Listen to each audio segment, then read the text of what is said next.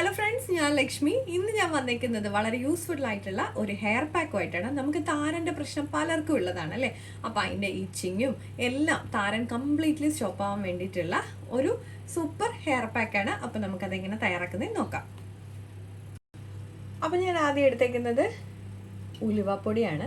അല്ലെന്നുണ്ടെങ്കിൽ നമുക്ക് ഉലുവ തലേ ദിവസം വെള്ളത്തിലിട്ട് വെച്ചതിന് ശേഷം കുതിർത്ത് അരച്ചെടുക്കണം.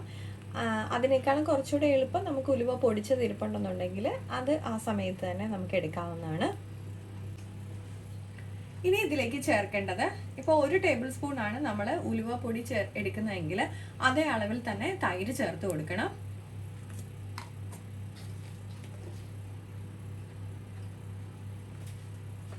ഇനി നമുക്ക് നന്നായിട്ട് ഇതൊന്ന് ഇളക്കി യോജിപ്പിക്കാം.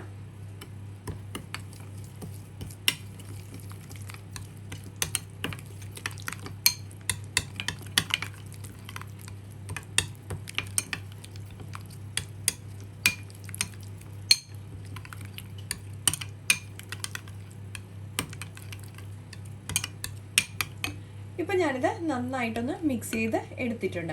നമുക്കിത് കുളിക്കുന്നതിന് ഒരു 5 മിനിറ്റ് മുമ്പായിട്ട് നമ്മുടെ ഹെയറിൽ അപ്ലൈ ചെയ്തതിന് ശേഷം വാഷ് ചെയ്ത് കളഞ്ഞാൽ മതി. ഏതെങ്കിലും താളി ഉപയോഗിച്ച് കഴുകുകയാണെന്നുണ്ടെങ്കിൽ അതായിരിക്കും ഏറ്റവും നല്ലത്. അല്ലെങ്കിൽ മൈൽഡ് ആയിട്ടുള്ള ഏതെങ്കിലും ഒരു ഷാമ്പു യൂസ് ചെയ്തിട്ട് നമുക്ക് കഴുകി കളയാം. താരം മാറാൻ വേണ്ടിയിട്ട് വളരെയധികം യൂസ്ഫുൾ ആയിട്ടുള്ള ഒരു ഐറ്റം ആണിത്.